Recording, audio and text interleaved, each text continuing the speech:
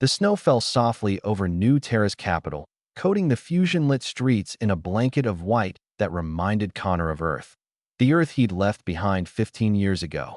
His mechanical leg clicked rhythmically against the pavement as he hurried through the Christmas Eve crowds, his breath forming small clouds in the frozen air that he was late. Terribly late. The cafe stood at the corner of 5th and Prometheus, its warm amber lights spilling onto the snow like liquid gold. Through the frosted windows, Connor could see her, Kylie, the dragon woman his friend had set him up with. Even from outside, she was magnificent. Her scales shimmered with an iridescent purple hue, catching the light as she shifted in her seat. Her wings were folded carefully against the specially designed chair, and her tail curled elegantly around its base. She was still waiting, but Connor's hand trembled as he reached for the door handle. Not from the cold, and not from the outdated prosthetic that the VA kept promising to upgrade. No, this trembling came from somewhere deeper, a place where old ghosts still lived. The bell chimed as he entered. Kylie's amber eyes, slit-pupilled and ancient, locked onto him immediately. He watched her nostrils flare slightly, likely catching his scent, a peculiarly human habit that dragons had adopted after first contact. "I'm so sorry," Connor began, limping toward the table. "I got held up at the memorial service. I didn't mean to." "You're Connor," Kylie interrupted, her voice like silk over steel. "Please sit." He collapsed into the chair opposite her, suddenly aware of how disheveled he must look. His dress uniform was crisp, yes, but his hair was windswept, and he could feel the phantom ache in his missing leg intensifying. It always did when he was nervous. "I'm Kylie," she said, extending a clawed hand across the table. "And you're 47 minutes late." Connor winced. "I know. I'm sorry. If you want to leave, I completely understand. I said I would wait," Kylie said simply. "So I waited." There was something in the way she said it, a firmness, a certainty, that made Connor pause. In the galactic community, where most species measured courtship in calculations of genetic compatibility and resource exchange, such simple loyalty was rare. "Why?" he asked.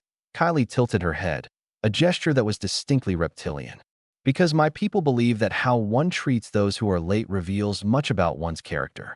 And because—" she paused, her tail swishing slightly. "Because I wanted to meet you." A waitress, a Zentari with crystalline skin, approached to take their order. Connor ordered coffee, black. Kylie ordered something called thermal brew, which apparently involved actual flames. "You were at a memorial?" Kylie asked once they were alone again. Connor nodded, running a hand through his graying hair. "Yeah, for the Battle of Proxima 7. 15th anniversary. Lost a lot of good people there. You fought in the Hive Wars." It wasn't a question. Kylie's eyes traveled down to his mechanical leg, then back up to the faded scar that ran along his jawline. Connor had forgotten how perceptive dragonkind were. Their species had been warriors long before humanity had discovered fire. 3 tours, Connor confirmed. "Lost the leg on my last deployment. Got lucky, all things considered. A lot of my friends didn't come home at all." Kylie's expression softened. "My brother served in the Hive Wars. He spoke highly of human soldiers. Said you fought with a ferocity that surprised even our kind."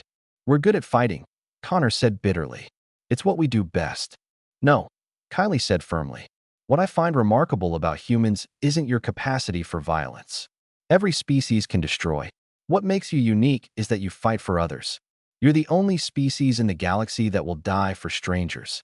Connor opened his mouth to respond, but the waitress returned with their drinks. The thermal brew was indeed on fire, flickering with blue flames that Kylie delicately inhaled before taking a sip. "At Proxima 7, Kylie continued, "my brother's ship was crippled. Your people, human soldiers, boarded a hive vessel to create a diversion so his crew could escape. 23 humans died that day. They didn't have to. They weren't even in the same fleet. But they did it anyway." Connor remembered that operation. He'd been on the ground during the evacuation, holding the line while transports lifted off. He'd never known what happened to the boarding party. "I'm sorry about those soldiers," Connor said quietly. "Don't be sorry," Kylie replied. "Be proud. They saved 412 dragonkin that day. My brother was one of them.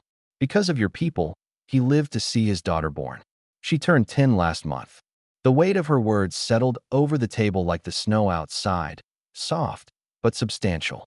I wanted to meet you, Kylie said, leaning forward slightly.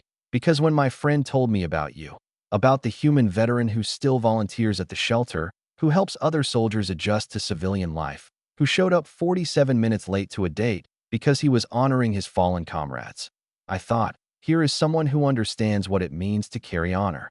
Connor felt something crack inside his chest, something that had been frozen for a long time.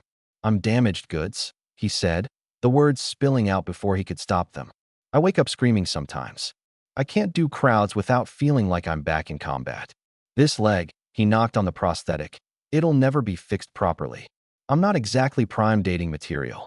Kylie's laugh was like wind chimes made of crystal. Connor, I'm a dragon.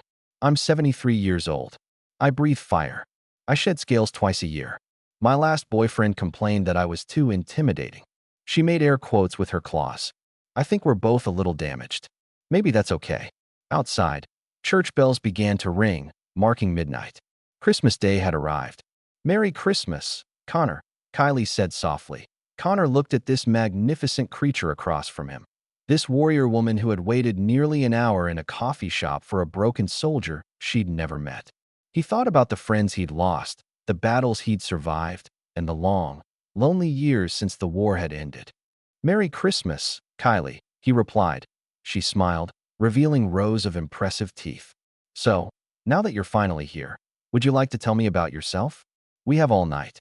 And for the first time in 15 years, Connor felt like maybe, just maybe, he had finally found someone who understood what it meant to wait for something worth waiting for. The snow continued to fall over New Terra, and inside the warm cafe, a human veteran and a dragon woman talked until dawn.